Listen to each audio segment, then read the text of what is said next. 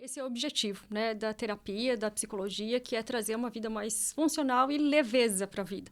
Porque o sofrimento, ele é inerente ao ser humano, mas ele não precisa se perpetuar, né? A gente pode, sim, tem o direito e pode ter qualidade de vida, pode ter leveza na vida.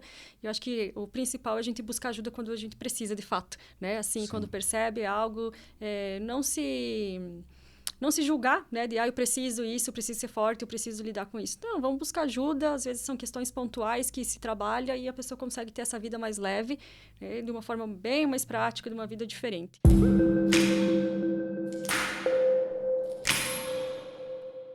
Olá, sejam todos bem-vindos. Estamos começando mais uma edição do Fala Mais, o nosso podcast semanal aqui da região oeste de Santa Catarina, recebendo as nossas personalidades para bater um papo com a gente, no oferecimento das lojas Quero Quero, da Cicobi Valcredsul, do Mercado Marini, da Solve Resultados Digitais, também da Vinícola Maier e do Embutido Serranos. Essas 6 marcas que estão aí com a gente toda semana, né, patrocinando o nosso podcast. E Jonathan apresenta a nossa convidada.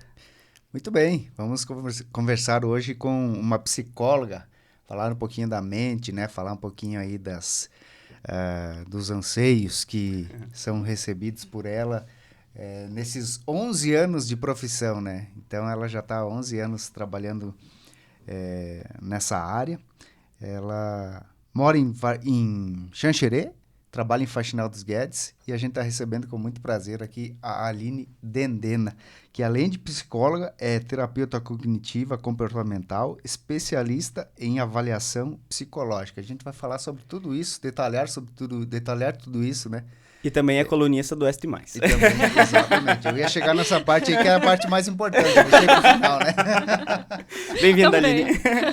Muito obrigada. Bem-vinda. Agradeço muito o convite e a oportunidade de estar conversando com vocês e dessa forma também de conseguir divulgar um pouquinho mais a psicologia de uma forma prática, de uma forma humana, acolhedora e desmistificando um pouquinho, né, da psicologia, daquilo que é tratamento para a saúde mental, ou como a gente sempre teve, né, até um tempo atrás, assim, que era para loucos, né? Então, de trazer não que seja nova, né, uma visão da psicologia, mas algo mais concreto, assim, e mais acolhedor. Que fique de conhecimento mais abrangente da população em geral, né? Exato. Que não tão técnico. Exato. A gente já recebeu alguns psicólogos, inclusive, aqui no Fala Mais, né? E até o nosso primeiro programa, que foi um piloto na época, era né? totalmente diferente. Foi com o Márcio Barbosa, não sei se a Aline Sim. conhece, né? Que é psicólogo também. E assim, eu acho interessante porque que você conversa com o psicólogo e o assunto nunca se esgota, né? É impressionante porque você tem assunto assim, ele é perene, né? Porque não termina nunca, ele é infinito, porque a mente da gente, ela está em constante adaptação, mudança, em constante aprendizado também, né, Aline? E o psicólogo, ele trabalha com pessoas, né? Então, assim, pessoas, cada um tem sua história, cada um vai ter o seu dia a dia, vai ter conhecimento de coisas diferentes. E nós, enquanto psicólogos, a gente tem a oportunidade de conhecer esses mundinhos de cada um. E isso vai trazendo, vai assimilando também pro profissional e enquanto pessoa, né? Então, as trocas, elas permitem isso, de que o assunto nunca acabe, né? Porque são pessoas diferentes, com assuntos diferentes todos os dias, na questão de trabalho, assim. Hoje você trabalha particular, né? Isso. Você já foi servidora pública, Já. Trabalhou em Vargião, Faxinal também, né? Isso. Então, eu me formei em 2012, no início de 2012, e já comecei a trabalhar em Faxinal, na prefeitura em Faxinal dos Guedes. E aí, trabalhei por 5 anos lá, depois trabalhei um período bem pequeno, alguns meses em Marema, né? E depois em Vargião. Então, eu fiquei durante esses 10 anos, né, trabalhando com o serviço público, mas atuava como psicóloga clínica também, porque aí eu dividia o tempo, né? Trabalhava 20 horas na semana em prefeitura e depois do horário extra ali trabalhava como psicóloga clínica. E aí até que o ano passado, em setembro, optei por seguir com a psicologia clínica e sair do serviço público. Certo. Sim. Tua faculdade foi onde? Foi em Joaçaba. Joaçaba. Me formei pela UNOESC em Joaçaba. Você morou lá? Morei todo lá, dia? isso. Morou Morei em Joaçaba durante 5 anos de faculdade, né? Fiz lá e aí depois que retornei para Faxinal. Faxinal, que é a tua cidade de origem, no caso. Isso Nação mesmo. natural de Faxinal. Meus pais ainda moram em Faxinal e possivelmente permaneçam lá, né? E trabalho ali, né? Então, estou todos os dias em Faxinal. Só vai pernoitar em Xanxerê. Exato. A diferença, você falou que trabalhou, né, com o serviço público e agora também na área privada. Qual a diferença dos atendimentos? No serviço público você tinha contato direto com as pessoas, também você fazia esse atendimento clínico ou não? Então, o atendimento clínico dentro da psicologia, no serviço público, ele acontece mais na área de saúde, né? E exclusivamente para atendimento ao público que busca, né, ou encaminhado por médico, geralmente. E eu, em prefeitura, no serviço público, eu trabalhava como psicóloga social no período que eu trabalhei. Então, é um serviço totalmente diferente do atendimento clínico, né? A psicologia ela tem essa possibilidade de vários campos de trabalho. Então, a gente tem a psicologia clínica, que é esse atendimento mais clínico, que é o que é mais conhecido, né? A psicologia social, então, que trabalha mais nessa área de assistência social. A psicologia organizacional, que é o psicólogo das empresas, né? Assim, que trabalha mais com essa questão de gestão de pessoas, de recrutamento, seleção dentro das empresas. Aí, entre outras áreas, né? A psicologia do esporte, enfim. A psicologia ela tem uma amplitude bem grande de possibilidade de trabalho. Sim. Né? E aí, então, essa é a diferença, assim, que eu, né, pessoalmente senti, porque na psicologia que eu atuava como serviço público era na área social. Então, era outro contexto. E hoje eu atendo clínica, né? Então, que é mais voltado para a saúde mental mesmo.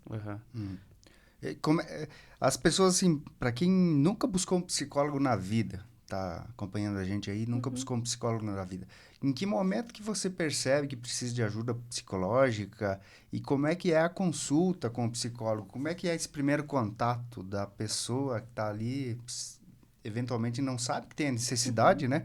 E como é que se percebe isso, Aline? Então, eu consigo visualizar na minha carreira, assim, um divisor de águas nisso que foi um pouquinho a questão da pandemia. Por quê? Até antes da pandemia, as pessoas procuravam para tratar doenças. Então, assim, estou ansioso, não consigo mais ter um raciocínio, né, mais legal, assim, um raciocínio mais funcional, ou questões de depressão, ou era encaminhado pelo médico, ou uma busca até de atendimento infantil porque ia para consulta com o pediatra, ou questão escolar, encaminhava. O que eu percebo hoje? Que além dessas questões mais de saúde mental mesmo, assim, de já ter alguma questão mais comprometida, as pessoas buscam também para se melhorar, sabe? Para melhorar a performance, para se organizar mais com questões da vida, de rotina, questões financeiras também, porque a gente entende isso como uma questão de controle dos impulsos, né? Então, assim, a questão de gastos, enfim, tudo isso veio também já para dentro da psicologia, a gente consegue trabalhar também com isso. Então, claro, existe a procura, que ainda é acho que o que mais vem, assim, a maior demanda, que é a ansiedade, depressão, nesse sentido, assim, que torna a pessoa mais disfuncional, que a gente fala, né, no dia a dia, assim, mas também tem esse outro lado, que é a busca por se melhorar, por se conhecer e aprender a lidar consigo para poder lidar melhor com os outros, de regular as emoções, assim, para não ter aquelas reações, às vezes, inesperadas, né, e ter consequências inesperadas também na vida. Então, está mudando um pouquinho o que faz buscar. Sim. Nesse sentido. Só um pouquinho. Deixa eu ligar a outra luz. Vai faltando as coisas, né? Eu me olhei aqui que eu tô de camisa preta, eu vi que eu não tava, só aparecia minha cara aqui. Tava vestido na cortina? Se enrolou. O jornalismo verdade, né? A gente fez um corte agora para ligar a outra luz. Vamos continuar o nossa conversa. Aline, referente, você trouxe as características ali, ansiedade, depressão. Existem, como é que eu posso dizer, perfis do porquê isso acontece com as pessoas? Por que a pessoa vai buscar ajuda psicológica porque ela está sofrendo de ansiedade, né? Existem alguns perfis já que você, como profissional, consegue identificar? Nós falamos, os motivadores, né? Nós falamos que todas as doenças ou transtornos mentais, a palavra transtorno é o que se usa da forma técnica, né? Transtornos mentais. Mas eu sei que a pessoa que escuta, ela se sente um pouquinho, poxa, é uma palavra forte, assim, né? Transtorno mental. Mas é o que se usa de forma técnica, né? Então, a gente acaba adaptando na conversa, trazendo, né, assim, características ou um perfil, né? Mas é o transtorno, assim. Todas as doenças mentais, transtornos mentais, a gente fala que eles são multifatoriais. O que é isso? Que não existe uma só causa. É por isso que a gente não trata ele como doença, porque doença a gente tem o que desencadeou a doença, tem o tratamento, tem o prognóstico, tem tudo muito bem estabelecido. E os transtornos mentais, eles não têm isso não tem isso... Não tem uma regra, no Exato, caso. né? E por que ele é multifatorial? Porque são vários fatores na vida da pessoa que pode vir a gerar, por exemplo, um transtorno de ansiedade. Né? Então, assim, o que seriam esses fatores? Fatores biológicos, então, bem do funcionamento de neurotransmissores, de produção hormonal, bem essa questão mesmo biológica, física da pessoa, fatores hereditários. Então, tem, por exemplo, o TDAH, né, que é o transtorno de déficit de atenção e hiperatividade, o transtorno bipolar, são transtornos que têm muita carga genética. Então, a gente já tem um pezinho, assim, sabe? Como que é o funcionamento do pai e da mãe? Meu pai tem TDAH. Então, a gente sabe que existe uma carga genética que pode fazer com que o filho, né, a criança, venha desenvolver. Então, a gente tem os fatores genéticos também envolvidos. Tem os fatores da história de vida. Então, tudo que aconteceu na vida da pessoa, né, assim, houve lá, de repente, uma perda muito significativa para ela na infância, na adolescência, né? Tudo isso vai também a história de vida da pessoa. E o ambiente onde ela está também é um fator que é bastante determinante. Por quê? Porque, às vezes, a pessoa até pode ter uma predisposição a ser ansiosa, por exemplo. Mas ela sempre trabalhou num ambiente legal, assim, sempre teve uma rotina de vida legal, questão de estudo, sempre foi ok. E aí, de repente, ela mudou de emprego e isso gerou para ela, assim, uma mudança de rotina, uma mudança dos colegas de trabalho, uma questão de pressão para entregar, né, metas, enfim, de entrega maior, e aí ela vem a desencadear. Então, assim, o ambiente, ele também conta muito. Né? Às vezes até um relacionamento, né? Começou a ter problema no relacionamento. Assim, nunca foi uma pessoa ansiosa, mas aí o relacionamento começou a ficar um pouco disfuncional. E ela acaba desencadeando uma ansiedade. Porque às vezes ela está vivendo todo aquele transtorno ali, mas ela está dentro de uma situação que aquilo não se aflora. Está encapsulado, né? ali, né? Exato. E a qualquer fagulha, qualquer coisa que saia do trilho, digamos assim, vem tudo à tona, né? Exato. A gente fala isso, chama isso de fatores contingenciais, que é de fato mesmo, assim, o que está ao redor daquilo que está acontecendo, assim, né? O que está reforçando que aquilo aconteça ou o que está evitando que aquilo aconteça.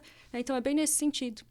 Vocês me perguntaram antes também como que é o acesso à primeira consulta, assim, né? Esse momento, isso, né? Porque eu sempre brinco com os meus pacientes, assim, numa primeira sessão, de que se o horário fica para 15, 20, 30 dias, né? De falar assim, alguém procura e fala, não, só tem um horário daqui 30 dias. Vai chegar lá perto desses 30 dias e a pessoa vai desmarcar, porque vai aumentando a ansiedade, né? Então, eu sempre, no primeiro atendimento, eu sempre falo, eu sei que você está ansioso, eu sei que você deve estar cheio de dúvidas e que antes de vir, já chegou pensando assim, o que eu vou falar para ela, né? Porque é o que acontece, eu acho que é o que todo mundo pensa, né? É um momento de muita ansiedade, assim, nesse primeiro de falar. Mas algo que é legal a gente explicar, assim, que além da psicologia ter toda essa possibilidade de trabalho, quando a gente opta pela psicologia clínica, por exemplo, ela também tem várias abordagens dentro da psicologia. O que são essas abordagens? São formas de trabalhar com o paciente. Eu exemplifico com um guarda-chuva, né? E cada gominho desse guarda-chuva seria uma abordagem. E aí, por isso que, até na introdução, a gente falou que eu sou terapeuta cognitivo-comportamental, que é uma das abordagens da psicologia, né? Uma das formas de trabalhar com a psicologia, que é a TCC, que a gente fala, né? Terapia cognitivo-comportamental. E dentro da TCC, que é a abordagem que eu utilizo, a gente tem todo um script, assim, para fazer um atendimento, né? Sim. Que é começar pela entrevista, fazer um recorte da vida do paciente na infância, adolescência, o momento atual. Então, é muito mais de falar sobre a história de vida do paciente nesse primeiro momento e identificando, né, as questões ali que ele quer trabalhar para depois iniciar o tratamento em si. E o tratamento em si, ele acontece de que forma? Não generalizando também, mas é através das ações que o paciente vai ter que fazer, que você indica ele fazer, através das conversas. Uma dúvida que eu tenho, o psicólogo, ele pode, por exemplo, diagnosticar, receitar remédios? Não, psicólogo não pode. Aí é a função do psiquiatra, do psiquiatra, né? Isso mesmo. Dentro da medicina, qualquer pessoa, qualquer médico, né, tem essa possibilidade de fazer o receitar medicamentos. Mas dentro da saúde mental, o especialista seria o psiquiatra. Então, o psicólogo não faz receita medicamento, né? Ele faz o acompanhamento, faz um trabalho de adesão ao medicamento com o paciente. Então, porque tem muitas pessoas que têm um certo preconceito também, né? De, eu vou tomar e vou ficar dependente do medicamento, enfim. O psicólogo tem esse papel de fazer esse trabalho, de ajudar o paciente a entender, compreender, né, a função do medicamento, os efeitos colaterais, o que ele vai fazer, o que ele vai sentir, o funcionamento mesmo do medicamento no corpo da pessoa, assim, nessa questão, né, mais física e biológica. E algo que eu acho que é muito importante, assim, do trabalho do psicólogo é auxiliar o paciente na hora do desmame do medicamento. O psicólogo ele não receita, mas o que acontece, assim, se a gente conversa com algumas pessoas que já tomaram algum medicamento para questão de saúde mental, eu fiquei bem e aí parei de tomar. Né? E isso compromete o tratamento, tanto da questão de psicoterapia quanto da questão médica, assim, né? Por quê? Porque todos os medicamentos dentro da saúde mental, eles precisam ser feito um desmame, que a gente fala, que é ir reduzindo gradual, a dosagem. Né? Exato. E isso afeta o resultado do tratamento. Então, o psicólogo tem esse papel importante na hora de aderir ao medicamento e na hora também de auxiliar o paciente a fazer o desmame. Não que ele vá dizer a dosagem, mas que vai, pelo menos, instruir ele, dizer assim, não para de tomar de uma hora para outra. Sim. Volta com o teu médico, entende o funcionamento, como que você vai fazer no desmame. Então, de fazer esse fator de contingência também de ajudar o paciente, né? Sim. Essa busca pelo psicólogo ou psiquiatra, por exemplo, né, que um receita remédio, o outro não, porque um é da área médica, né, se formou em medicina e tal, mas tem uma cronologia, uma ordem, por exemplo, assim, eu busco primeiro um psicólogo, vou direto no psiquiatra, o psicólogo pode indicar para o paciente, assim, você precisa de um medicamento, você precisa de uma consulta psiquiátrica para... Como é que funciona essa relação ali? Eu vejo muito, até às vezes, de colegas que pode existir, sabe, uma certa diferença, assim, entre existe, sim, né, a diferença na prática, mas uma certa questão, né, um X ali entre isso, assim, entre o trabalho do psicólogo e do psiquiatra. Na minha prática, assim, eu encaminho muito para psiquiatra e também tenho muito psiquiatra que encaminha para psicoterapia, porque é um trabalho que funciona junto. Hoje a gente tem que o padrão ouro, que seria, então, o melhor tratamento para diversos transtornos mentais, para diversos transtornos, é a combinação do medicamento com a psicoterapia. Então, precisa dos dois. É um trabalho conjunto, né? Precisa dos dois. E a ordem, o que procurar primeiro, vai depender muito dos sintomas do que o paciente está trazendo. Então, assim, eu estou, por exemplo, vou usar uma questão da ansiedade, né? Que é algo que é mais comum. Assim, estou sentindo taquicardia, estou com dificuldade para respirar, com dores de cabeça frequente, minha função ali intestinal, né? Também não está funcionando direito, estou super desmotivado, às vezes, para conseguir fazer as coisas, pensamento acelerado. Quando o paciente chega para mim, por exemplo, com esses sintomas, eu já entendo que precisa do encaminhamento para um psiquiatra, né, para ajudar com a questão da medicação, até porque às vezes na psicoterapia os pensamentos dele vai estar tão acelerado que ele não vai conseguir assimilar tudo aquilo que a gente está trabalhando. Então trata uma causa mais biológica, física, para a gente conseguir, né, fazer com que ele mude a rotina dele, os pensamentos, enfim, fazer essa parte. Sim. Né? E da mesma forma, quando o paciente busca já primeiro pelo psiquiatra, ele também tem essa visão e consegue fazer um encaminhamento. Né? Você falou bastante da ansiedade. No caso, o que desencadeia a ansiedade? Existe uma causa específica ou pode ser uma série de fatores também, como você exemplificou antes? Todas as questões de transtornos mentais e saúde mental são multifatoriais. Então, é o conjunto, né? Esse bolo, eu sempre quando eu explico assim que é um bolo, a gente não faz um bolo, uma receita de bolo só com a farinha. A gente precisa da farinha, dos ovos, do açúcar, do fermento e do forno, né? Então, da mesma forma, a gente precisa dos fatores biológicos, da história de vida, do ambiente, precisa de tudo. Né? Então, mesmo a ansiedade, ela também funciona dessa forma. Mas ainda sobre a ansiedade, você atende inúmeras pessoas, acredito que em busca disso, né? De superar a ansiedade. Como são muitas pessoas, tu consegue mapear esses perfis, né? Voltando à pergunta do Jonathan, né? Quais são os principais motivadores da ansiedade dos teus pacientes, né? Algo que é muito... que seria o ponto comum de todos eles, autocobrança. E nós já somos, às vezes, assim, falo nós porque eu também sou uma pessoa ansiosa, né? Posso até contar um pouquinho disso, assim, mas somos já de se autocobrar e de querer entregar os melhores resultados, fazer o melhor e estar sempre buscando e achar que não está sempre suficiente. É o perfeccionismo, pode ser? É mais ou menos nessa linha mesmo, assim, de querer sempre, né? Estar fazendo. Isso, somado àquilo que estávamos falando nos bastidores antes, né? A questão, assim, das redes sociais, da comparação, de o outro está fazendo isso, eu preciso fazer também, sabe? Esse mundo de, eu preciso me atualizar, eu percebo isso, assim, que essa questão da ansiedade é a própria autocobrança, assim, né? De se colocar metas, de eu preciso fazer, de eu quero fazer. A ansiedade, ela vem muito caminhando com isso. Também pela questão das pessoas tentarem se comparar a outras, nesse sentido? Também, assim, né? Eu acho que as redes sociais acabam fazendo com que a gente tenha essa possibilidade de se comparar muito, né? Então, se eu só me comparo e tá tudo bem, assim, eu só não sou... Ok, mas às vezes se a pessoa ela tem uma autocobrança, ela vai querer também, né, fazer isso. E aí não é uma questão da comparação, é aquilo de que eu preciso. E nem é uma questão de que preciso por status, por financeiro, é para se provar autoeficaz, assim. Sim. Né, nesse sentido. Porque agora que a gente falou das redes sociais ali, por exemplo, o Instagram, que são basicamente fotos e vídeos, né?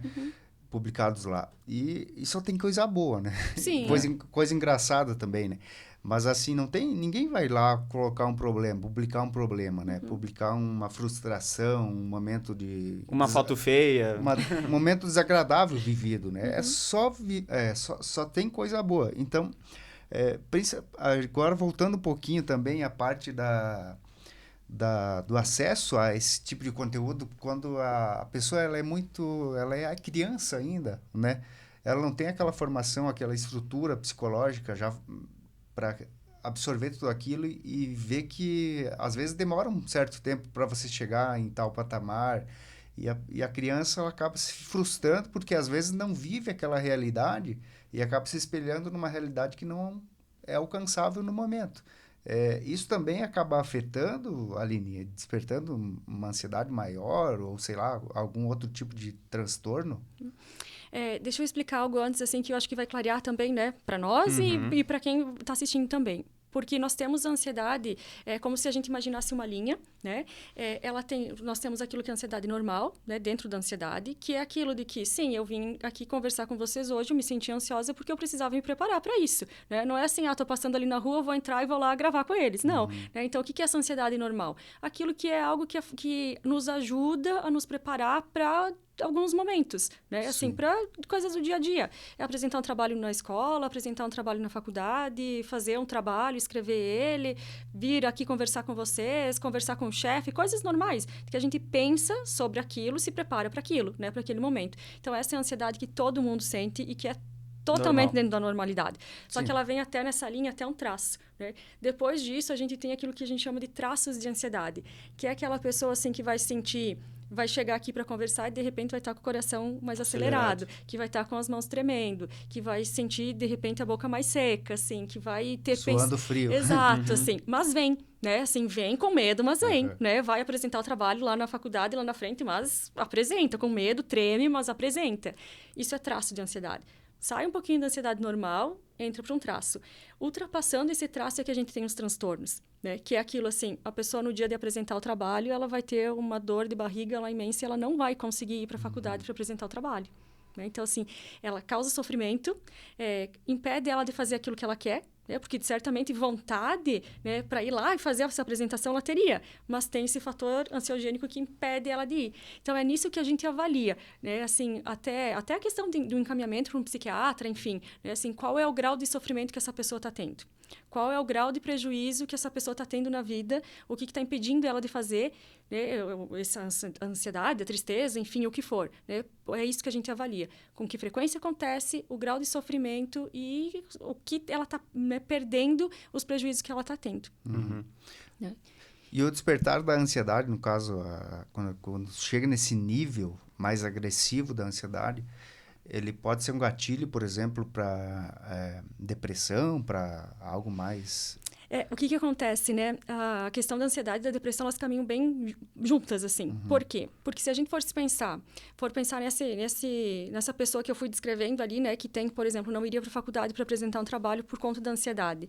Ela vai ter essa ansiedade, essas questões com todas as áreas da vida dela. Não vai ser só apresentar um trabalho, né? Então, assim, ela vai ficar mais reclusa, ela vai sentir, às vezes, mais vergonha de sair de casa, ela vai preferir ter atividades mais solitárias, né? Ela vai ter um funcionamento diferente. Aí a gente se imagina uma pessoa que, às vezes, fica só em casa, que não gosta de conversar, que não interage e tudo mais. Vai desencadear nela, pode desencadear depressão, porque aí ela não vai fazer atividade física, ela não vai ter momentos de lazer, né? Então, caminha junto nesse sentido.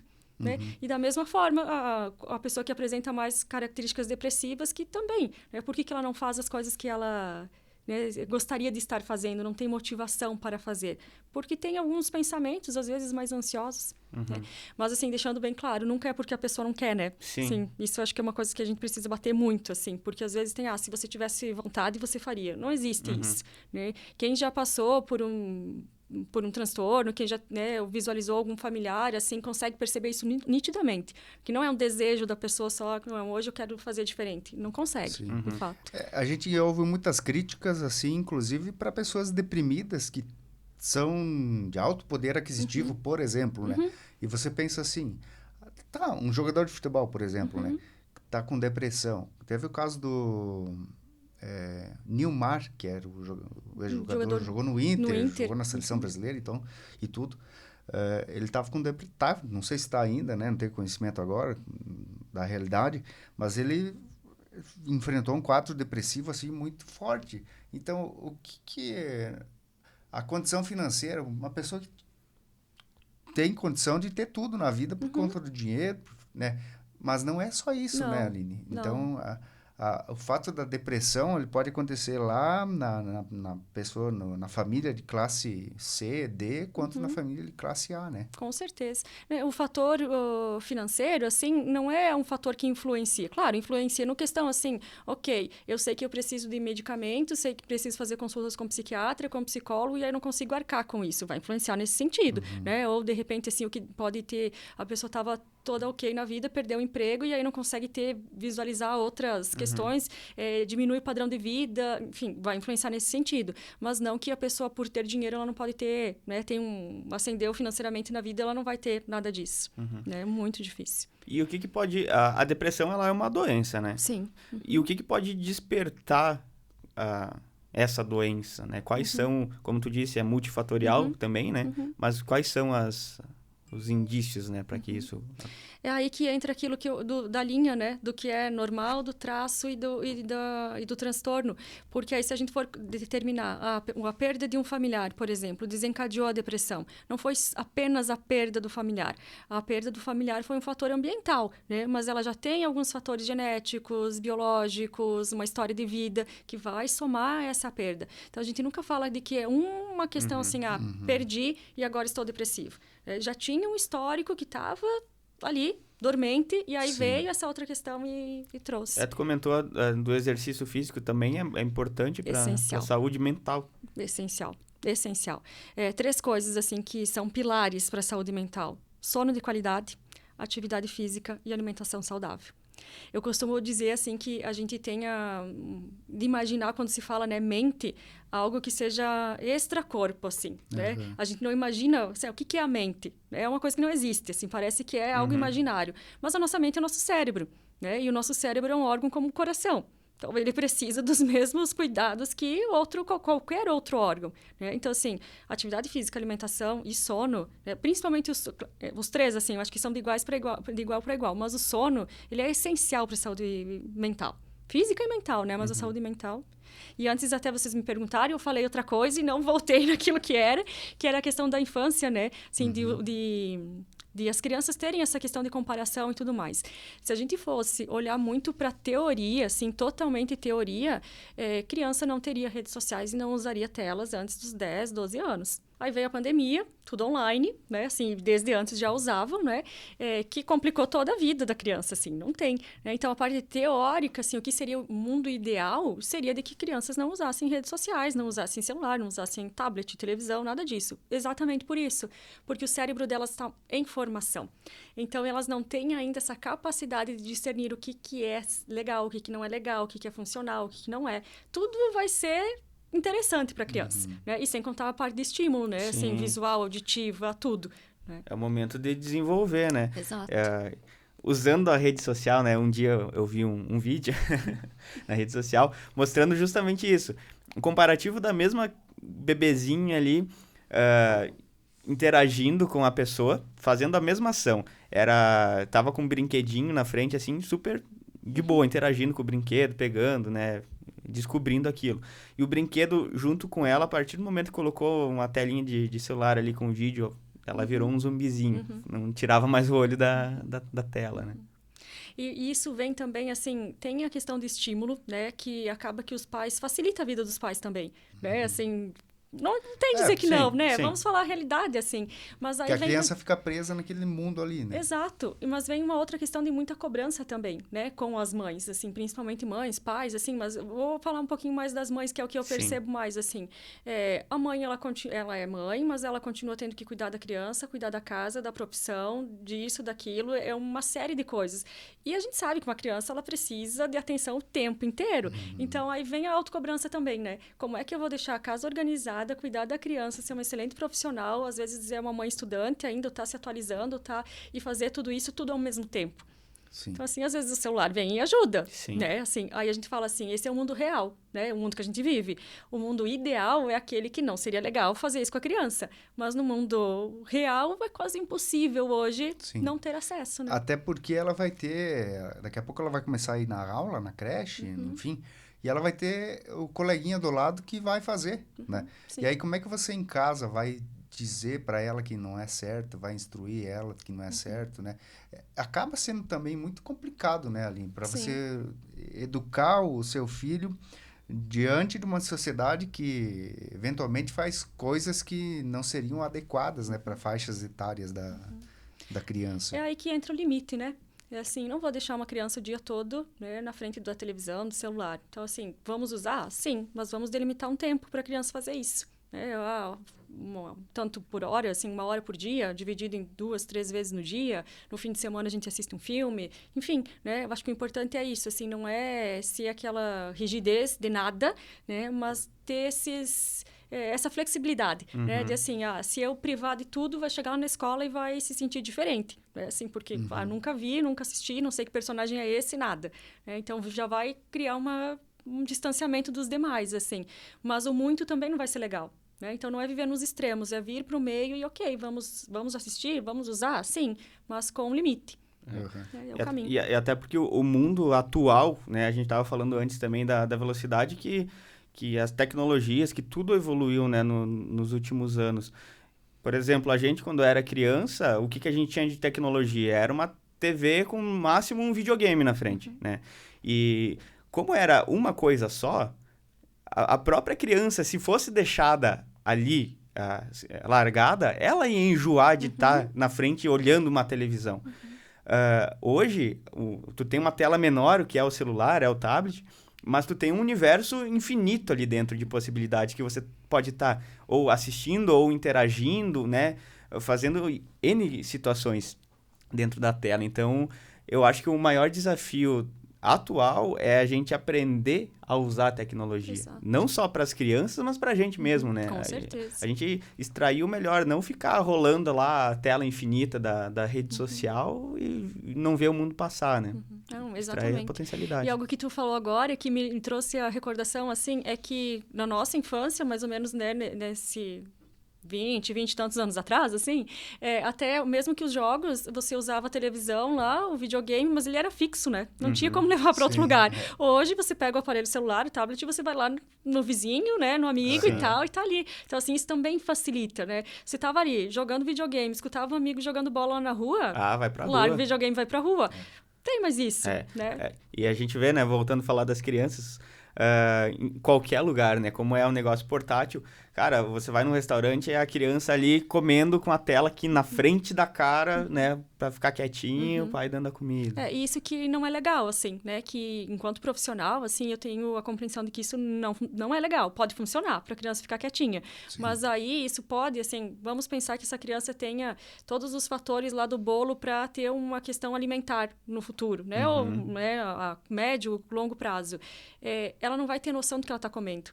Né? Ela não vai saber diferenciar o sabor dos alimentos, ela não vai ter noção da quantidade, porque ela está ali se alimentando, mas o foco dela, a atenção dela está no celular. Então, assim, se você pede para essa criança, o que você almoçou? Não sabe. Não vai saber. E aí, se ela tem algumas outras questões, assim, com a questão mesmo alimentar, daqui a pouco pode desenvolver uma compulsão, né? Uma obesidade, que a gente tem também, né? Essa questão que a obesidade tem muito psicológico também, né? Muito emocional envolvido. Então, são coisas que a gente pode trabalhar na infância, mas precisa ter conhecimento, assim, eu entendo que às vezes os pais acabam fazendo não por não querer o melhor para os filhos, bem pelo contrário, mas é pelo não saber, né, fazer diferente. Sim. E até pela comodidade também, né? É mais fácil eu pegar o celular aqui, dar para a criança e deixar ela quietinha do que desenvolver um outro método, uma outra forma para acalmar ela, para, enfim... Né? Porque existe também, né, Aline? Sim, claro, existe. Mas aí a gente vem a outro fator, que é aquilo, né, o exemplo, tá lá no restaurante, dá trabalho, e às vezes a criança ela vai chorar, ela vai fazer uma birra, e aí vem o julgamento, né? Assim, as outras pessoas que estão sentadas nas mesas ao redor, olha ali, poxa, aquela criança não para. Às vezes os outros ali nem estão pensando, nem estão dando bola para a criança, mas você, enquanto mãe, enquanto pai, às vezes tem esse pensamento, né? O meu filho não está se controlando ali, não está... E aí dá o celular que ele vão acalma. pensar de mim? Exato. E é nisso que a TCC trabalha muito, sabe? A terapia cognitivo-comportamental, porque ela trabalha com os pensamentos, com os comportamentos e com as emoções. Então, esse é um pensamento que, por exemplo, só você pode estar tendo, você enquanto pai ou mãe ali, e que as pessoas ao redor não estão. Mas aí o teu comportamento e a tua emoção é moldado pelo pensamento que tu tem. Né? E aí, se você não está pensando isso, assim, tô nem aí para o que os outros estão pensando, eu quero educar meu filho da melhor forma, né? E ele vai comer sem o celular. Você tá bem, você não tá pensando no julgamento do outro. Você tem que, você tem que conseguir pensar, digamos, me fugiu a palavra, nitidamente, assim, olhar o teu pensamento para compreender ele, né? Exato. De que ele é teu, ele não tá na cabeça do outro ali. Isso dentro da TCC tem até um nome, que se chama metacognição, que é a capacidade de a gente pensar sobre os nossos próprios pensamentos. E é isso que a gente faz muito na terapia, né? No processo terapêutico, de auxiliar o paciente, auxiliar a pessoa que está ali, de pensar sobre aquilo que ela está pensando, né? De fazer uma checagem de evidências. Que evidência eu tenho de que as pessoas que estão aqui ao redor nesse restaurante, elas estão prestando atenção no meu filho. Sim. Alguém veio aqui me falar que o meu filho está se comportando mal, ou que ele está gritando muito alto, que ele está incomodando? Não, ninguém veio. Então, que evidência eu tenho de que eu tenho que fazer diferente com ele? E é isso que, se a gente for levar para outras áreas da vida, é tudo.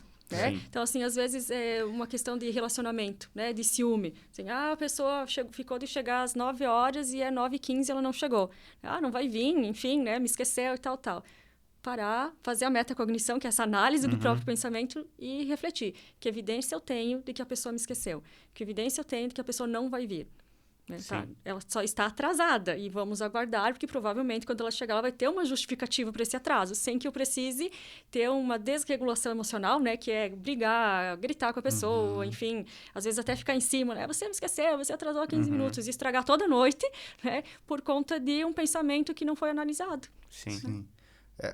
E assim, analisando mais a fundo, tudo isso também está ancorado lá na ansiedade, né? Sim. Porque você acaba querendo adiantar fatos que não aconteceram e talvez nem vão acontecer. Exato. Né? Exatamente. Dentro disso, assim, a gente tem algumas distorções cognitivas, que fala que é o nome técnico, mas seriam formas erradas de pensar, né? Então, uma forma errada de pensar, por exemplo, é catastrofizar tudo. Né? O que é catastrofizar? Trazer o pior cenário possível para aquele momento. Então, assim, começou a acontecer... a pessoa se atrasou, 9h15 ela não chegou. Aconteceu um acidente. Sim. Pensar sempre no pior. Isso, exatamente. É uma forma errada de pensar, é uma distorção. Porque, que evidências eu tenho de que ela está lá no hospital, que ela se acidentou? Nenhuma. Assim, espera, né? Vamos ver, vou analisar. Aquilo de que acontece muito frequente com pessoas que estão passando por um processo de dieta, ou para emagrecimento, ou para ganho de massa, ou o que for.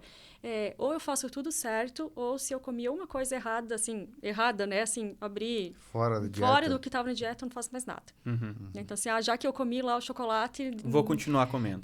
Hoje vou continuar comendo. E aí, chego amanhã e, já que eu comi ontem errado, então hoje eu vou... Que isso também é uma distorção, que a gente chama de 880. Aqui, assim, na vida a gente faz muito, não tem né? Assim, nenhum, né? ou eu amo meu trabalho ou eu odeio, né? Assim, não tem assim, eu vou analisar as partes boas do meu trabalho, as partes que não são tão legais, ajustar as partes não legais para ficar...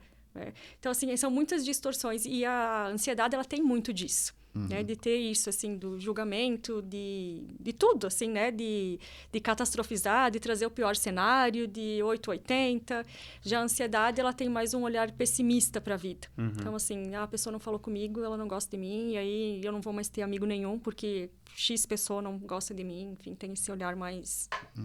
essas ações que tu vem falando, elas têm que ser constantes na vida da gente, né? Essa análise crítica de si mesmo, né? Porque aqui agora a gente conversando, cara, faz total sentido tudo isso que está sendo dito. Só que na prática, lá no dia a dia, a gente acaba não executando, né? Não executando e é por isso que vem os problemas, né? Então, a gente fazer esse exercício diariamente, né? De olhar para si, de respirar, né? Eu acho que é... E antes nós falamos sobre a questão do jogador, né? Da depressão. Sim. E nós usamos a palavra de que ele passou por uma depressão e a gente não sabe como ele está hoje. Todos os transtornos mentais, a gente fala que eles não têm cura.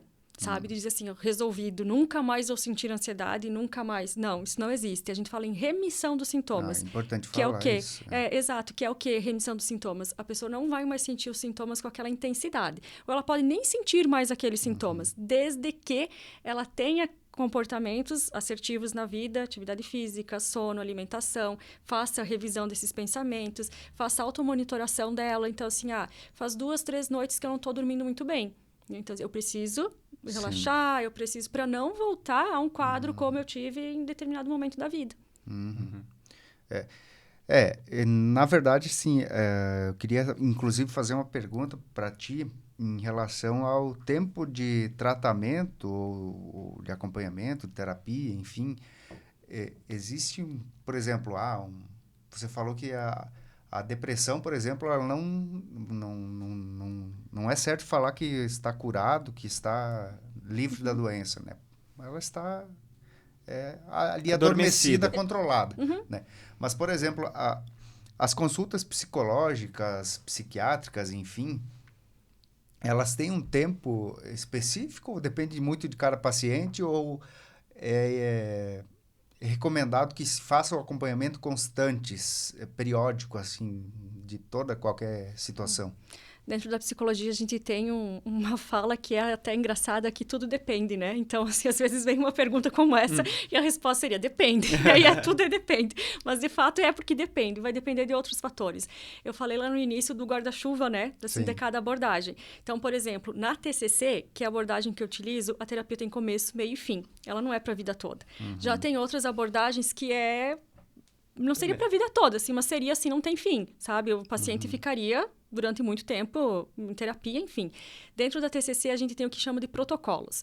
Então, foram uma técnica, né, uma forma de tratamento que foi testada amplamente com diversos pacientes, né, com sintomas, por exemplo, com transtorno depressivo, e que aquelas técnicas funcionam para 70% dos pacientes. Então, é aquilo que a gente chama de psicologia baseada em evidências, né? Que o que é? Os melhores estudos científicos para tratamento daquela questão, né, para tratar o paciente, né? E a terapia cognitivo-comportamental é uma das que mais tem evidências de tratamento, né, que é padrão ouro para diversos outros transtornos, ansiedade, depressão, enfim, né? Então, porque é isso que determina o início, meio e fim da terapia. O objetivo final da terapia dentro da TCC é que o paciente se torne seu próprio terapeuta. Quer dizer o quê? Que ele não vai ser dependente da terapia para a vida toda, né? E dentro desses protocolos, eles têm, então, por exemplo, assim, de 15 a 20 sessões, porque aí vem a parte do paciente. Vai depender de todo o funcionamento dele, de toda a adesão dele para o tratamento, de como que é a vida dele, da problemática. Vai depender de diversas coisas. Pode passar de 20 sessões? Pode. Pode ser 5 sessões? Pode ser 2? Pode. Tudo vai depender do funcionamento do paciente, de como ele vai, do vínculo que ele vai ter com o terapeuta, diversas, né? Mas dentro da TCC, a gente tem isso. Tem os protocolos, né? Então, que eles já meio que delimitam, assim, né? Um tratamento normal, assim, nem diria normal, assim, talvez a palavra não seja correta, mas um tratamento mais padrão seria esse. Né? Então, tem começo, meio e fim. Você falou, Aline, dos pilares ali que são importantes, né? Alimentação, o sono, atividade física, né? Tem, por exemplo, atividade física, uma quantidade específica de horas por semana, por dia, para que seja adequado para o corpo, assim, nesse sentido específico da saúde mental? Tem aquilo que a pessoa consegue fazer. Né? Porque, assim, e é muito, às vezes é até difícil. Vamos pensar num paciente com algum sintoma depressivo, né? Um paciente depressivo ou que tenha só traços, ou enfim. Por que é o que ele consegue fazer? Porque se você for falar para ele assim, ó, você precisa fazer atividade física 3 vezes na semana, para uma pessoa que não está motivada para nem sair da cama, às vezes, ela não vai. Né? Então, assim, se você consegue fazer uma caminhada até a esquina e voltar para casa, tá ótimo. Né? Aí, se é uma pessoa mais funcional, assim, que ela tá mais acelerada, enfim, ela vai ter outro... a caminhada até a esquina para ela vai ser insignificante. Talvez ela vai precisar fazer um outro esporte que tenha um gasto, né, energético maior, enfim. Então, depende mesmo do quadro, da vontade, da volição, que a gente fala, que é essa motivação, né, do paciente para fazer, enfim, depende muito. O ideal é fazer. O importante é fazer alguma coisa. Exato. Né? O quanto, o quê, aí vai variar do desejo da pessoa e do que ela consegue fazer. E seguindo essa mesma linha de pergunta dos pilares ali, né? E o sono? O que é um sono de qualidade? É a quantidade de tempo dormido? O que é? É tudo. Desde o momento que você acorda, né? Você já começa a se preparar para o teu sono. E a quantidade de tempo o que vai variar é o quanto você se sente descansado quando tu acorda, assim, ok, dormir. E aí é só a gente pensar a quantidade de horas de sono, imaginar um bebezinho recém-nascido, que ele dorme praticamente o dia todo, vai ter pequenos momentos em que ele vai acordar, se alimentar. Só pra mamar. Exato, e dorme, né? E um adulto, né? Assim, uma idade média do adulto que vai ser 7, 8 horas de sono, que é o legal. Só que o que é a questão do sono, assim? Se a gente for se remeter ao passado, né? Lá na Idade Média, enfim, na Idade da Pedra, antes, assim, quando não existia luz elétrica, não existia eletricidade, exato, as pessoas dormiam, já se preparavam para dormir no anoitecer, né? Já tinha a luz da fogueira lá, a luz amarela, né? E aí elas se preparavam para dormir, o sol ia amanhecendo, um dia ia amanhecendo, o sol aparecendo, elas iam despertando. Esse seria o mundo ideal, né? Assim, aquilo que eu falo, que eu sempre diferencio o real e o ideal, né? Hoje, a gente entra em casa, assim, é como se estivesse dia lá fora, né? Assim, tá tudo ligado e tudo mais. E aí, por isso que eu sempre reforço muito a questão da luz amarela. A luz amarela em casa, à noite, ela já vai te deixando mais relaxado, vai trazendo aquela memória, assim, de, ok, dá para ir me organizando para dormir, sabe? Mesmo que isso seja lá 7 horas da noite e você costuma dormir às 10, 11 horas. Né? Já vai te deixando mais relaxado, assim, tu entra num ambiente diferente para você já ir se preparando para dormir. Então, são todas essas questões. E aí, assim, o que é o ideal? A gente sempre dormir, sempre mesmo horário, mas claro, né, aquela variação, não é aquela rigidez de 10 horas, mas ter um horário mais ou menos parecido todos os dias para dormir e no mesmo horário para despertar. Né? É uma rotina, né? Rotina, exato. Ao acordar, sempre que possível, assim, de preferência, todos os dias, se expor à luz natural. Por quê?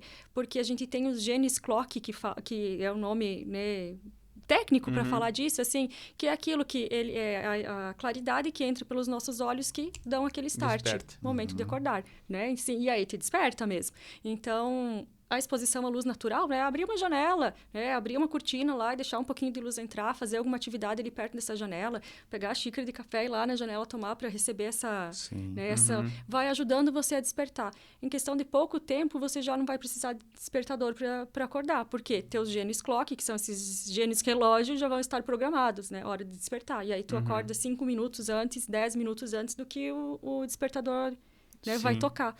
Então, o sono, ele é fundamental E ele auxilia muito na saúde física e mental, na mental, que é o que eu, né, mais conheço, assim, principalmente, mas ele é um preparo para o sono. Aí a gente pensa no próprio consumo de café, né? Assim, o café ele tem uma meia-vida de 6 horas no organismo da pessoa. Então, se você for tomar café 8 horas e você vai, né, 20 horas, e você for dormir às 22, 10 horas, você pensa que esse café ainda está funcionando dentro do teu organismo. Né? Então, o ideal seria o quê? 4, 5 horas você já não consumir mais, né, nada que tenha cafeína, enfim, que tenha esse fator que te dá mais disposição para que você tenha um sono de mais qualidade. Sim. E o exercício físico, por exemplo, quando ele é feito à noite, algumas horas antes de dormir, ele também pode afetar de alguma forma a qualidade do sono ou não ele tem afeta, relação? né? O exercício físico antes de dormir, assim, né, à noite, ele afeta. Mas aí a gente precisa colocar numa balança. Porque ele afeta o sono, eu não vou fazer? Eu só tenho o horário lá das 7 horas, 8 horas da noite para fazer. Então, assim, eu não vou fazer porque ele vai afetar meu sono. O que para mim tá mais importante hoje? Não que, assim, dormir não seja importante, é super importante. Mas e se eu deixar de praticar atividade física? Que às vezes é um momento de lazer que eu tenho no dia, é um momento de ir lá interagir com os meus amigos, de fazer, né, de ter essas outras questões, assim. Dá para tentar equilibrar. Eu sei que vai afetar um pouco o meu sono, mas não tanto quanto não fazer uma atividade física. Sim. E até porque provavelmente não vai ser todo dia, né? Exato, exato. Né? A gente dormir as horas necessárias, ideais ali, e mesmo assim acorda cansado, né? Existe muito essa reclamação, essa característica. Quais são os motivadores disso acontecer? Possivelmente é uma higiene do sono, que a gente fala, higiene do sono mesmo é limpar, se preparar para o sono, né? Higiene do sono, que não está sendo legal. Então, assim, às vezes o consumo de café, eu só tomo café até às 5, mas a quantidade que eu tomo durante o dia é imensa, né? Então, também tem essa diferença. Uso de telas antes de dormir. Eu vou dormir daqui 15 minutos, ou antes de dormir, estou lá assistindo um filme de terror, eu estou assistindo um filme de ação, aí tá toda aquela adrenalina, cortisol a 1000, e aí agora eu quero relaxar e dormir. Assim, não vai ter um sono de qualidade. Você vai, porque o cérebro ele não vai se desligar. Né? Então, ele vai continuar ali em funcionamento, mas o que tu teve 5 minutos atrás foi uma descarga de neurotransmissores ali para te deixar atento àquilo. Da mesma forma que se fala assim que estudar à noite. Eu sei que tem muita gente que faz faculdade à noite, enfim, mas no mundo ideal, que é o mundo que a gente não vive, não seria o ideal, né? Seria de relaxamento mesmo antes de dormir, de diminuindo as atividades, inclusive cognitivas, para que a gente possa ter um sono de qualidade. Mas aí no mundo real que a gente vive, né? Que é esse aqui, a gente tenta ter outras atitudes. Por exemplo, fazer um lanche na faculdade, né? E não deixar para ir jantar em casa antes de dormir.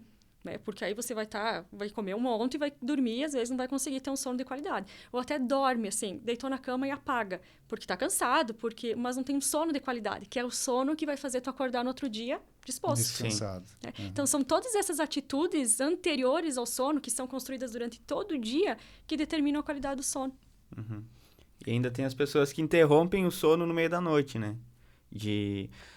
Com as telas. Sim. Né? Acordei de madrugada, vou ver que hora é. E aí parece que o Daí relógio já leva para o aplicativo, assim. Já enxerga o relógio, a hora ali, já vê que tem notificação. Exato. E aí tem que ver, E aí tem que ver, exato. Perdi o sono, né? Não foi assim bem. Porque a gente tem as fases do sono. E uma das fases do sono, assim, que elas se repetem, são de 3 a 4 fases do sono, elas se repetem diversas vezes durante a noite. Tem uma fase que é mais leve, que pode ocorrer um leve despertar. Então, assim, que é aquele, assim, que hora que é agora? E aí, assim, que importância tem ver a hora às 3 da manhã? Né? Assim, a importância de ver as notificações do celular. Então, eu sempre digo, assim, celular longe da cama. Pode ser um sintoma de ansiedade, porque você está ansioso para acordar, ou talvez ansioso para passar mais devagar o tempo também, né? Para dormir mais. Uma necessidade de controle, né? Assim, exato, que horas são? Né? Então, assim, celular de preferência para melhorar a qualidade do sono longe da cama. Porque aí, se você tem esse despertar leve, assim, aquela sensaçãozinha de despertar, você não vai mexer em nada e logo você vai voltar a dormir. Agora, se pegar o celular realmente... Aí já era. Despertou, né? Despertou mesmo, exato. Então, tudo isso influencia muito, né, na questão do sono. É como eu falei, assim, é construir o sono na hora que você acorda para que você tenha uma boa noite de sono. A gente falou das faixas etárias, né? São crianças, jovens, adultos, idosos, todo mundo precisa do atendimento psicológico. Você atende todas as faixas, Aline? Crianças até idosos? Como é que é? Todas as faixas. É? Dentro da psicologia, a gente tem, né, a psicologia infantil, que atende uma variação, né, de crianças, assim, desde pequeno até adolescente. E tem profissionais que trabalham só com adultos, enfim. Mas eu atendo todas as faixas. De criança a idoso, né? Tem alguma faixa que é mais volumosa, digamos assim? Os problemas são mais recorrentes em determinadas faixas? Ou não existe isso? Isso é por uma questão cultural. Assim, eu compreendo que a busca dos pais para atendimento infantil é um pouco maior. Não porque seja demanda maior, assim, né? Eu imagino que tem uma demanda mais velada de adultos, mas o que acontece? Para o adulto buscar ajuda, ele tem aquele senso de... Primeiro, ele às vezes vai para um médico ou algum familiar que fala, ele vai refletir muito sobre se ele vai, se ele não vai, e a decisão é dele. Ele é mais resistente, Exato. Né? Reprimido, né? Agora, se é uma criança, a mãe, o pai vão lá na escola, algum familiar, algum responsável vai lá na escola, e a escola fala, olha, ele está com um comportamento X e eu imagino que ele precisa, ou vai na pediatra e precisa. Os pais levam. Né? Então, assim, não tem a criança não escolhe, né? Os pais já levam, então acaba aparecendo mais. Mas é por recomendação de terceiros, não por... Eu recebo bastante por observação de pais, assim, por perceber que o filho tem algum comportamento, assim, enfim, mas também tem por recomendação de terceiros. E quais são os sinais, assim, por exemplo, para os pais que estão acompanhando, quais são os sinais que podem despertar, assim, criar o alerta, né, para o pai? Opa, meu filho está, de repente, precisando de um apoio psicológico. Desde questões emocionais, assim, de reações muito maiores do que aquilo de fato seria, né? Pode ser uma das questões que os pais podem buscar ajuda, porque às vezes a criança não está conseguindo regular as emoçõezinhas dela ali, está reagindo de uma forma diferente daquilo que era esperado, mas aí não seria de fato para ela se conhecer, aprender como lidar com aquela emoção, né? Um trabalho nesse sentido. Questões às vezes de aprendizagem, de atenção, de ansiedade, com toda essa onda, né, que veio primeiro a pandemia, que mudou a forma deles estudarem. Aí agora, né, recente, essas questões mais de violência nas escolas, de segurança, tudo isso pode causar na criança um olhar mais ansioso também, né, mais catastrófico, medo de ir para a escola, enfim. Né, são essas questões que mais aparecem. Aí a gente pode pensar no sono, a criança tem um sono muito agitado, a criança não quer dormir sozinha, a criança tem medos. Né, então, tudo isso a gente consegue trabalhar em terapia. Esses atendimentos com as crianças, eles acontecem na presença dos pais? Ou é individualmente com a criança? Volto a dizer, depende. Tem alguns, assim, eu faço orientação de pais, que é uma conversa com os pais, né, da questão de rotina em casa, de organização, de alguns pontos que eu vou percebendo com a criança em terapia. Às vezes trago os pais para a sessão para observar ali a interação dos pais com a criança, irmãos, né, já trouxe para a sessão também para conseguir entender como que é o funcionamento dos irmãos. Acontece sozinho com a criança também. Então, o atendimento infantil, ele tem essa variação, assim. Porque como a criança, ela está em formação, né? Às vezes o problema nem é com ela. Exato. Sim. Aí a gente volta para a questão lá do bolo, né? Dos fatores multifatoriais, da questão multifatorial, que a parte do bolo seria o ambiente. Sim. Né? Que seria, assim, às vezes, a percepção dos pais, seria alguma questão na escola, com o irmão, enfim. A criança está sendo moldada. Então, o ambiente dela influencia muito. Sim, porque às vezes não é só ela que está precisando do atendimento psicológico, Exato. né? É as pessoas ao redor também. E esse boom das questões emocionais, ele vem de um tempo para cá, né? Então, a nossa geração é uma geração um pouquinho mais aberta para essas questões emocionais, mas ainda não é 100%. Assim, não é uma geração preparada para isso, né? E a geração dos nossos pais, muito menos, porque eles sofreram muito na vida, assim, tiveram outras... E a gente fala muito de validação e de invalidação na infância. O que é isso? Um exemplo bem prático. Quando a gente se machucava lá na infância, né, caía, né, o que falavam para nós? Assim, antes de casar, Sara, né, ou não chora que já passa, né, assim, nem tá doendo tanto, sabe? Tinha essa... Então, o que é isso? Invalidar o sentimento da criança. Fazendo isso 20, 30 vezes com a criança, o que a criança vai entender? Ela, não de maneira racional, assim, mas ela vai entender assim, não adianta chorar porque ninguém vai me acolher. Só vão dizer que logo vai passar. Então, ela para de chorar. Aí a gente leva isso pra vida. Posso estar triste, mas não choro. Sim. Né? Porque não adianta chorar. Sim. Pode estar doendo, mas não adianta chorar. E nas gerações mais antigas era ainda pior, né? Caía e ainda apanhava. Exato. E ainda tinha aquilo assim, por que você não se cuidou? Né? Por que subiu ali? Então, assim, tem muito. Hoje, assim, eu percebo nos pais um olhar já diferente. Né? Assim, de tentar ser o melhor pai, melhor mãe, melhor responsável, né? Pela criança. Então, tem esse olhar, assim, de tentar validar mais a criança, né? E eu imagino, né, assim, num mundo ideal, assim, de que essas crianças mais preparadas emocionalmente para a vida vão conseguir também ser pais mais assertivos, né? De validar mais as emoções da criança, de ter esse olhar diferente. Sim. Ainda nessa questão, tem um paralelo também, né? Porque não é a parte da super proteção, né? Digamos, a criança caiu, às vezes ela nem chorou lá, já vai o pai lá em cima, né? Pra acudir e fazer a criança chorar, né? Despertar o choro nela. Exato. Não, aí a gente vai pros extremos, né? Aquilo de não validar e a super validação de que tudo, né? E a gente sempre, tudo precisa ser o caminho do meio. Então, aqui, o que seria, né? Assim, a criança vai subir no sofá lá e caiu do sofá, né? E ela vai chorar lá, e aí os pais vão lá, vão acolher, né, e falar assim, fulaninho, por que você tá chorando, né, porque eu caí, né, e falou assim, e você caiu por quê? Porque eu subi no sofá. E é legal subir no sofá e se jogar assim no chão? Não, não é. Então, assim, na próxima vez a criança não vai subir no sofá, não vai se jogar no chão ou vai cair, né? Ela vai entender que aquilo é perigo, mas não vai, o pai ou a mãe não vão ficar assim, não sabe que tu cai, não sabe que tu cai, né? Deixa a criança subir e cair, claro, dentro de um limite também, né, de perigo para a criança, mas para ela ter experiência, para ela ter a consequência e ela aprender por ela o porquê não fazer aquilo. Exato, prepara muito para a vida, né? Com certeza, com certeza. Eu ouço muito as pessoas comentarem assim que antigamente e é real, as famílias tinham muito mais filhos, né? 5, 10, 15 filhos, né? Hoje em dia a média 2, 3 filhos, 4 já é assim uma quantidade bem alta, né, para os dias atuais. Hoje ter filho já é. Também.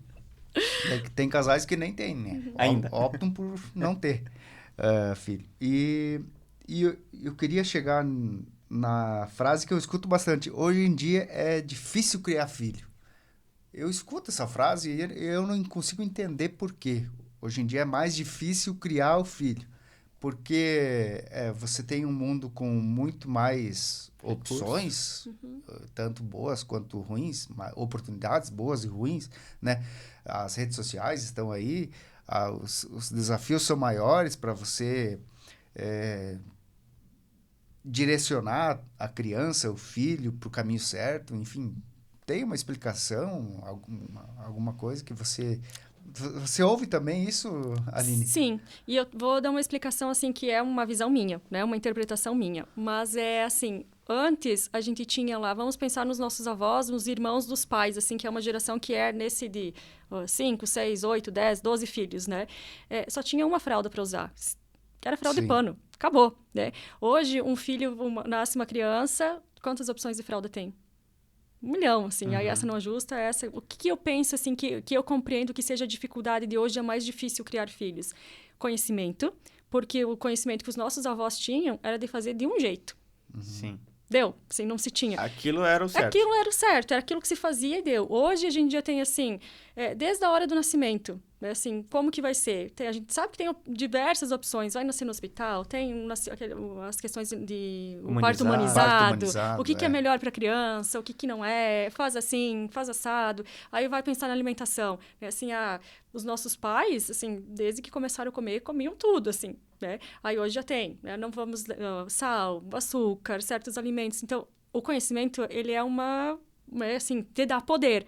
Mas, ao mesmo tempo, ele deixa em dúvida. Sim. E aí, todo mundo quer sempre acertar. Ninguém vai fazer por errar. Só que isso te deixa também mais... Sim, tem que me aprofundar muito mais para saber se eu estou acertando ou não. Então, é aquilo, né? O conhecimento dá poder, mas a ignorância também é uma bênção. Porque se você só tem um jeito de fazer, tu faz aquilo, né? Então, eu acho que é esse paradoxo, assim, que faz com que se torne mais difícil criar filhos. Sem contar, e aqui a gente tem a questão de segurança, outras questões, né, mais... Porque você tem o leque de hoje é muito mais aberto do que era antigamente, né? Você falou ali, só existia uma forma antigamente, para muitas coisas, né? E hoje em dia, não, você tem 5, 10 formas para várias situações. Então, qual escolher? Talvez Exato. essa seja a dificuldade, né? E aí a gente vê hoje as crianças, elas têm... Se nós formos pensar, vou falar por mim, assim, mas na minha infância, assim, eu estava iniciando cursos de informática. E aí era vôlei, era um curso de informática, quem conseguia fazer, enfim, e era o que tinha, né? Hoje, informática nem tem mais. Sim. Né? Assim, tem esporte, e aí tem curso de inglês, tem balé, tem uma série de coisas. E aí os pais também começam a se cobrar isso, né? Tem natação, tem isso, tem aquilo, assim, tem, enfim, né? Preciso colocar meu filho em tudo isso? Assim, não preciso. Isso vai super estimular ele a ponto dele ser um mini adulto, que ele tem tarefa todos os dias, escola, e toda né, tarde, todo contraturno ele tem atividade. Até ou que não. bom é. Até que ponto é bom, né? Ou não vou fazer nada porque eu quero que ele tenha uma infância raiz, assim, né? Uma infância... Então, tudo isso gera muita dúvida. E eu penso que esse que é o ponto crucial, assim, da dificuldade de criar filhos, principalmente por isso, né? Por esse meio. Aline, eu quero falar um pouquinho sobre... A gente estava conversando antes, né, nos bastidores. Você disse que na época de faculdade você teve uma experiência de fazer um intercâmbio, né? Foi no Chile, isso? Isso, foi em Santiago, no Chile. Então, eu gostaria que você compartilhasse um pouquinho das suas experiências, né, com essa possibilidade, né, de ir para fora do país para estudar. O que você viu diferente lá, né? O que você conseguiu absorver, seja de cultura, seja na própria formação acadêmica, né? No Brasil, a gente tem uma psicologia ainda andando, assim, engatinhando para isso, mas é uma psicologia muito mais técnica e científica, assim, né? E falo da universidade onde eu estudei no Chile, então não sei do contexto geral lá, mas nessa em específico que eu estudei lá, eles tinham um olhar mais humanista, assim, mais holístico para a psicologia. Então, eles, inclusive, têm práticas que no Brasil a gente não usa, como florais, que são até, inclusive, proibidos pelo Conselho Federal, né? Assim, que a gente não pode utilizar. Então, eles têm uma visão muito mais humanista, assim, da psicologia lá. Falando, assim, em termos bem técnicos, em termos bem específicos, assim, a questão para atuação da profissão, não tanta influência, assim, sabe, de protocolo e tudo mais, mas para formação de vida, né, assim, incrível, porque é uma cultura diferente, apesar de ser também, né, um país vizinho, assim, mas é uma experiência de vida diferente, né? Santiago é uma capital, então é diferente, né, do nosso meio aqui no Oeste e tudo mais, de tecnologia, de desenvolvimento na época, né, que eu estive lá, assim. Que ano foi? Foi em 2009. 2009. Já faz um tempo, né? E imagino que hoje também esteja bem diferente e tudo, né? Mas para a experiência de vida, assim, essencial, assim, foi crucial. Quanto tempo você ficou lá? Foi um semestre de curso. Aí durante a graduação ainda. Isso mesmo, durante a graduação. Isso. Mas isso foi um programa da própria faculdade? Como é que foi? Era um programa da universidade, né? E assim, sabe aqueles sonhos nem sonhos, assim, aqueles pensamentos que passam pela cabeça, assim, lá na adolescência, assim, um dia eu quero fazer, né? E aí foi acontecendo, né? Teve a prova, tinha uma prova de seleção dos alunos e eu fiz a prova sem nem falar em nada em casa, assim, vou fazer e ver o que dá. E aí deu. E aí, cheguei, tem oportunidade, né? Vai, não vai, vai. Né? E aí fui eu e uma outra colega de faculdade, né? Ali do mesmo curso e da mesma turma. Nós estávamos na mesma fase da faculdade, né? E aí fizemos lá um semestre, uma experiência incrível, assim, de conhecer pessoas, aquela questão, assim, de não julgar, sabe? Sim. A gente, como ser humano, é inerente o julgamento, a gente julga tudo. Mas aquilo de, pessoa estranha, né? E aí, assim, vem aquela pessoa primeiro a te ofertar ajuda, assim, dizer assim, vocês precisam de ajuda para ir para a sala, vocês precisam de ajuda para isso, precisam de ajuda para fazer trabalho e tudo mais. Então, assim, essas coisas para a vida, assim, que sabe? tu vai quebrando o preconceito ali, né? Aquilo que te dá uma balançada, assim, é excelente, assim, foi uma construção mesmo de uma percepção de vida diferente, assim. Você tinha já experiência com a língua espanhola? Só de colégio mesmo. E aí, como é que foi? Lá era 100% espanhol ou tinha... 100% espanhol. E eles não tinham, assim, um olhar diferente para o aluno que era intercambista, assim. Se vira, assim, tu é aluno normal aqui. Então, claro, assim, teve uma dificuldade normal, assim. E toda a literatura também, os livros, tudo. Né? Prova, assim, tudo.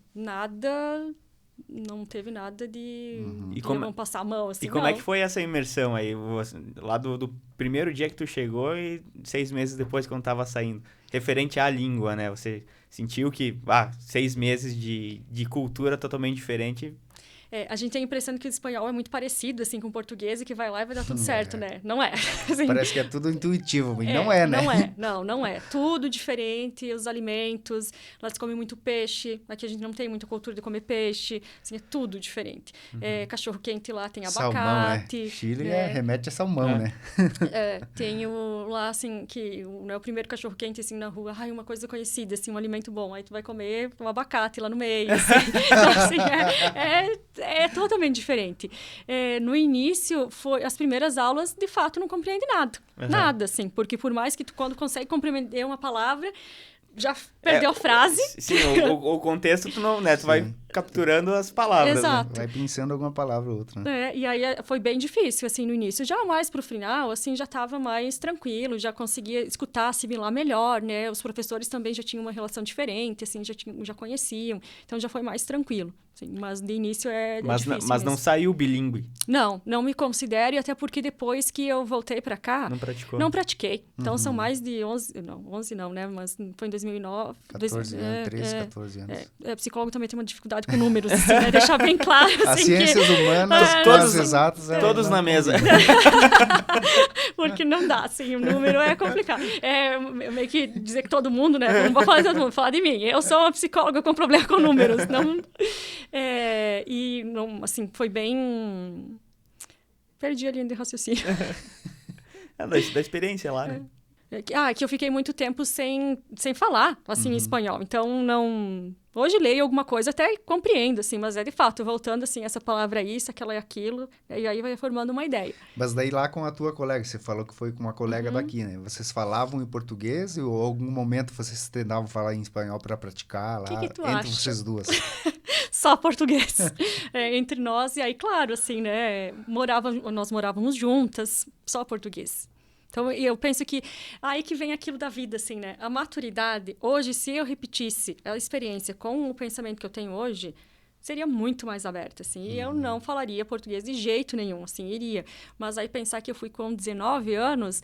pensar que, assim, a minha maturidade também era outra. Então, vamos falar português porque a gente se comunica melhor. Assim, não, é tudo pelo mais fácil, né? Exato, né? Tava saindo da adolescência, sim. então, né? É outra forma de pensar. E lá as aulas eram durante o dia? Era durante o dia. O sistema lá de ensino era muito diferente do que eu tinha aqui. Aqui eu tinha aulas de manhã, então era a manhã toda, e à tarde e à noite não. Só se eu fizesse uma outra disciplina, né? Enfim, que tinha aulas à tarde. Os estágios eram à tarde. Lá não. Lá eram aulas de 2 horas, mas era assim, de manhã, lá na segunda-feira tinha, por exemplo, das 9 às 10. Aí tinha outra aula de tarde que às vezes era da 1 às 3. Tudo picado. Era picado. Caramba. Era bem diferente. Então, lá é uma dedicação para o ensino, sabe? Sim. Assim, você vive a faculdade. Você é estudante mesmo. Sim. Você não pode estudar Exato. e trabalhar, porque você não vai... Encaixar, né? Não encaixa. Né? Ou faz alguns serviços, assim, né? Um trabalho mais pontual. Remoto, assim, né? Alguma outra coisa. Né? Mas não, assim, é bem diferente do que a gente tinha aqui. Eu não sei se é uma questão cultural nossa, né, assim, aqui da nossa região, enfim, que é aquilo de temos que trabalhar e temos que, né, assim, as coisas mais regradas, mas lá era muito isso, assim, estudante é estudante. Né? E nós já temos isso, assim, de, vou estudar à noite para poder trabalhar durante o dia. Né? Tem essa cultura mais de trabalho, de esforço, assim, né, de fazer as coisas diferentes. Um pouco, obviamente, pela questão financeira, né, de você auxiliar no pagamento dos teus estudos, e um pouco também pela questão, digamos, social, de que parece que o estudante, por si só, ele é usando a palavra, é vagabundo, né? Não trabalha, não... Tem que... É uma questão bem cultural, assim, né? Porque quando a gente perguntar o que tu faz, eu estudo. Só estuda.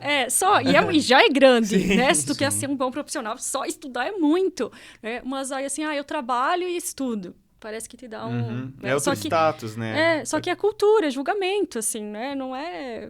Enfim, é julgamento. Sim. E você, antes de 11 anos aí de psicologia, né, Aline? Antes disso, você chegou a trabalhar alguma em alguma outra profissão, algum outro setor? Cultura do trabalho, né? Eu comecei a trabalhar com 13 anos. Eu trabalhava no escritório de contabilidade, né, em faxinal mesmo. Ia buscar nota nas lojas, assim, ia no comércio e entregava imposto, buscava nota, levava uma coisa ali, outra ali. E aí eu trabalhei nesse mesmo lugar até os 17, que aí foi quando eu fiz o vestibular para psicologia, passei, e aí eu precisava morar em Joaçaba e aí mudei para lá, enfim. Mas foi, sim, trabalhei já antes em outra Você área. falou que não se dá bem com números, não gostava de números. Talvez e foi pra contabilidade. Talvez ali houve um certo, como é que chama? Um bloqueio com números? Não bloqueio, mas um trauma. um trauma com números. É que, assim, a escolha da psicologia, ela foi, de ser psicóloga, enfim, ela aconteceu por um outro motivo na vida que foi acontecendo, assim. Quando eu tinha por volta ali dos 13, 14 anos, então eu trabalhava no período da tarde e estudava de manhã, né? E logo na sequência eu entrei para o ensino médio e eu estudava à noite. Então eu trabalhava de manhã e de tarde e estudava à noite, né? E aí isso foi causando, de fato, assim, é aquilo de que os pais sempre tentam acertar e fazem muito por aceitar. Hoje minha mãe até, quando fala disso, ela diz assim, hoje eu não faria isso, né? Mas eu agradeço, porque me tornou uma profissional, uma pessoa mais centrada, assim, sabe? Responsável por conta dessa experiência. Mas eu trabalhava, então, durante o dia, estudava à noite e isso era desgastante, né? Sim. E eu fui perdendo peso, muito, muito peso, assim. Foi questão de... Eu sempre fui mais gordinha, assim, na adolescência, 12, 13 anos, e perder 10 quilos em questão de 2 meses, né? E hoje eu visualizo que foi por conta da ansiedade. E aí, autocobrança, né? Eu tenho que isso. E nem era de não me alimento. Era de mesmo, assim, de não perder o apetite. A ansiedade tem muito aquilo de travar, assim, de você não conseguir engolir, sabe? Então, você não come. Você diminui muito o apetite mesmo. Ou, às vezes, as pessoas acabam comendo demais, assim. Mas eu sentia isso de ter. E aí, fui perdendo peso. E comecei a ter alguns desmaios, assim. Do nada... né, caía. E aí, uma investigação médica para tentar ver o que era, o que estava acontecendo, isso por volta dos 15 anos, por aí, final do ensino médio, assim, que aí pensava preocupação com vestibular e tudo mais também. E não tinha nada, fisicamente. Sim. E aí, então, me encaminharam para uma psicóloga, né? E aí que eu conheci a psicologia mais de perto. Exato. Que aí eu gostei, enfim, né? Foi por volta ali dos 14, os 16 anos por aí. E aí é a psicologia que eu quero, mesmo trabalhando no escritório de contabilidade, né? Mas era a psicologia que eu queria.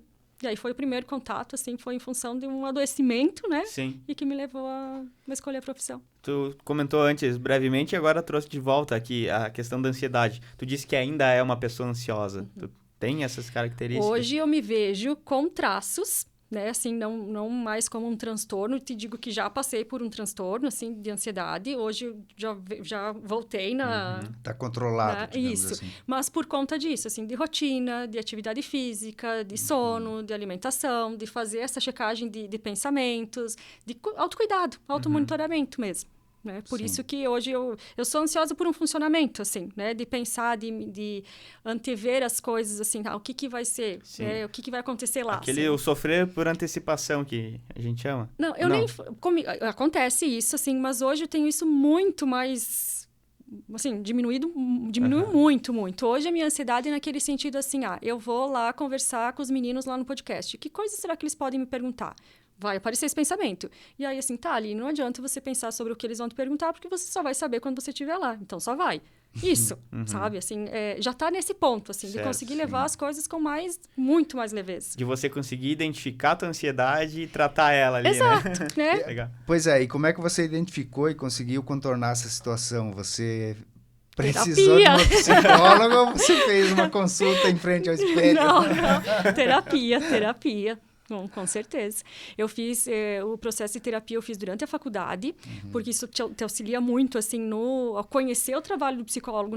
Fiz lá com 13, 14, lá nessa fase de idade ali que eu falei, fui para psicóloga, fiz terapia. Depois, mais tarde, durante a faculdade também, né, fiz, porque isso ajuda muito no teu processo de autoconhecimento, né? Para você também depois se tornar um profissional melhor, né? E... Teve uma fase também ali da vida, assim, que mais recente, acho que uns 5, 6 anos também atrás que eu fiz. Voltei para terapia, assim, para conseguir organizar algumas ideias e tudo mais. Mas, sim, a terapia... Porque a gente se torna o próprio terapeuta quando a gente trabalha, né, a terapia. Não tem como você ser seu próprio terapeuta sem passar pelo processo de terapia, né? Sim. Interessante. E como é que funciona, assim, a terapia? Fala-se muito na terapia. Na prática, Aline, alguns exemplos, assim, de como que ela é executada, a terapia? São sessões? São quantas vezes por semana? Como é que é? Depende. Não, vai depender muito da abordagem. Por exemplo, dentro da TCC, que é a terapia a abordagem que eu utilizo, ela é semanal. Então, inicia semanal. Até a gente ver uma evolução, enfim, a pessoa já está mais funcional e tudo mais, passa 15 dias, uma vez por mês, uma vez a cada 2 meses, até a pessoa ter alta. Né? Assim, até ela estar dispensado, assim, de entender. E é uma compreensão conjunta do próprio paciente com o terapeuta, né? É uma conversa. Já tem outras abordagens que elas já são um pouco mais frequentes, né? A psicanálise clássica mesmo, que é aquela de Freud, enfim, as sessões eram diárias, né? Na época lá. Hoje, eu acho que ninguém mais consegue até mesmo bancar financeiramente. Até pode ser que tenha alguém que faça, assim, que consiga, mas da nossa realidade já não consegue mais fazer isso... diário, assim, da forma que era. E, por exemplo, a psicanálise, ela tem uma técnica que é a associação livre, que é o quê? O paciente deita lá no divã, né? O terapeuta fica lá, sentado do lado, e ali o paciente vai falando, e o terapeuta intervém praticamente zero na fala do paciente lá, né? É a associação livre, então vai falando. Na TCC, não. A construção já é totalmente diferente. Já é, assim, é de igual para igual, né? Então, assim, o paciente fala, é uma conversa. Assim, estou com problemas no meu trabalho com determinada coisa, e a gente vai avaliando o que foi que levou a ter aquele problema, que são os fatores contingenciais, o que você pode trazer de solução, que é uma outra técnica, que é a resolução de problemas. Não tenho o que fazer, então nós vamos ter que mudar tua interpretação para aquela situação, para que isso não te atrapalhe, não te incomode mais. Então, é uma construção conjunta. Sim. As sessões, elas têm duração de em torno de 50 minutos, 1 hora. E aí, elas são semanais, tendo esse espaçamento depois, conforme for a evolução do paciente. O tempo de duração, assim, vai depender muito do que são os sintomas, né? O tempo de duração que eu digo de 1 ano, 2 meses, enfim, do que são os sintomas, do que é que o paciente quer trabalhar, enfim, né, nas sessões. E também de se existe acompanhamento com outro profissional, por exemplo, um psiquiatra, enfim, tudo vai depender da demanda do paciente, do que ele traz. Depende do tipo de problema, né? Exato, então, exatamente. É a resposta clássica, depende. Depende. Exato. Muito bem, né? Então, acho que a gente já teve uma baita prosa aqui com a Aline. A gente agradece a tua vinda, né? Para conversar com a gente, compartilhar a tua experiência de vida e profissional, né? E deixar aqui as portas sempre abertas para a gente continuar essa conversa. E acompanhem também a Aline nas redes sociais. Vai estar linkado no Instagram do Fala Mais, teu perfil. E acompanhem a Aline no Oeste Mais, né? Toda semana tem conteúdo lá, escreve a coluna, né? Sobre a tua área de atuação. Os conteúdos bem bacanas aí que auxiliam a gente nesse autoconhecimento, né? Nas pequenas ações que a gente faz no nosso dia a dia que contribuem, né? Para uma vida melhor. Esse é o objetivo, né? Da terapia, da psicologia, que é trazer uma vida mais funcional e leveza para a vida. Porque o sofrimento, ele é inerente ao ser humano, mas ele não precisa se perpetuar. Né? A gente pode, sim, tem direito e pode ter qualidade de vida, pode ter leveza na vida. E eu acho que o principal é a gente buscar ajuda quando a gente precisa, de fato. Né? Assim, sim. Quando percebe algo, não se julgar, né? De, eu preciso isso, eu preciso ser forte, eu preciso lidar com isso. Não, vamos buscar ajuda. Às vezes são questões pontuais que se trabalha e a pessoa consegue ter essa vida mais leve, né? De uma forma bem mais prática, de uma vida diferente. Né? Quero agradecer a oportunidade, né? Para poder estar aqui falando sobre psicologia, sobre sono, sobre terapia e sobre um pouquinho de vida também, né? Sobre tudo isso. Agradecer mesmo a oportunidade. De fato, tem questão do Insta lá, que publico também algumas coisas que eu acho que todo mundo pode aprender um pouquinho, né, sobre a psicologia lá, e a coluna, né, que também traz um pouco mais dessa prática, né, e de uma psicologia bem prática mesmo, né, de como colocar algumas ações no dia a dia que a gente trabalha lá no Oeste Mais com a coluna. Show de bola. Muito bem. Obrigado, Aline. Aline Dendena, conosco aqui no Fala Mais. Obrigado pela presença. Parabéns por essa trajetória, né, de 11 anos já na psicologia. E muito sucesso aí no andamento dessa caminhada. Obrigado. Obrigada também. Show de bola. E obrigado vocês também, né, que acompanharam esse nosso bate-papo. Não ficamos no divã, né? Mas porque foi a outra técnica, né? Exato. A de conversa.